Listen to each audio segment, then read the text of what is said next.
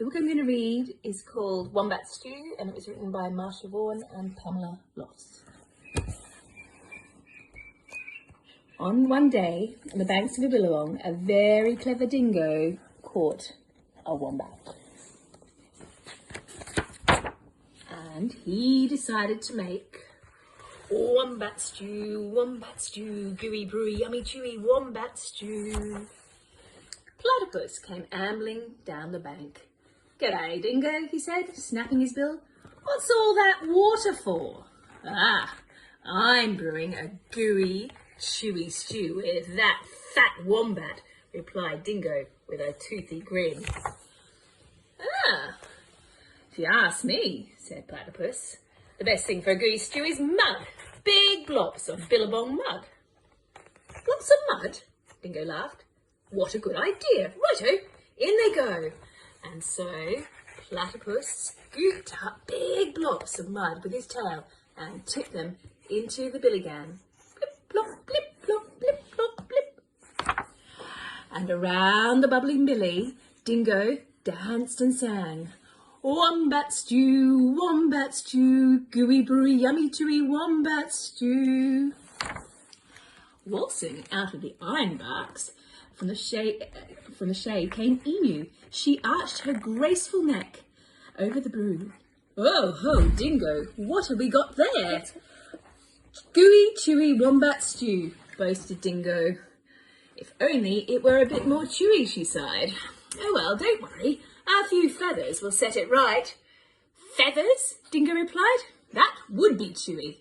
"Righto, in they go." And so into the gooey brew, Emu put her finest feathers. Around and around the bubbling billy, Dingo danced and sang. "Wombat stew, gooey, crunchy, munchy for my lunchy, wombat stew." Just then, old blue-tongued lizard came sliding off his sun-soaked stone. "Silly Dingo," he hissed. "There are no flies in this stew. Can't be a wombat stew without crunchy flies in it." And he stuck out his bright blue tongue. "There's a lot to be said for flies," agreed Dingo, rubbing his paws together. "Righto, in they go." So Lizard snapped 100 flies in the air and flipped them into the gooey, chewy stew. And around the bubbling billy, Dingo danced and sang. "Wombat stew, crunchy munchy for my lunchy, wombat stew."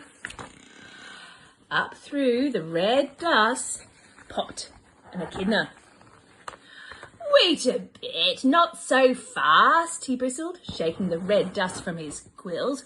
"Now I've been listening to all this advice, and take it from me, for a munchy, crunchy stew you need slugs, bugs and creepy crawlies." Dingo wagged his tail. "Right, I should have thought about that. Okay, in they go." And so Echidna dug up all sorts of bugs and creepy crawlies and dropped them into the chewy, gooey, crunchy stew. Plop, plop, plop. And the very clever Dingo stirred and stirred, all the while singing, "Wombat stew, hot and spicy, oh so nicey, wombat stew." Just then, a sleepy-eyed koala climbed down the scribbly gum tree. "Look here," he yawned, "any bush cook knows you can't make a spicy stew without gum nuts." "Leave it to a koala to think of gum nuts," Dingo laughed, and licked his whiskers.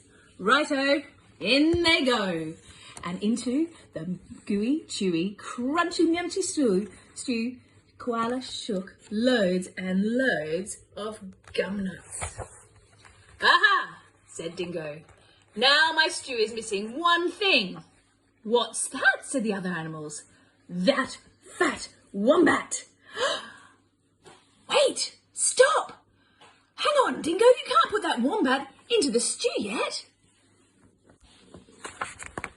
"Why not?" "Well, you haven't tasted it." Oh, righto, I'll taste it. And that very clever dingo bent over the billy and took a great big slurp of stew. Ah! I'm poisoned, he howled. You all tricked me! And he dashed away into the bush, never again to sing. Wombat stew, gooey brewy, yummy chewy, wombat stew.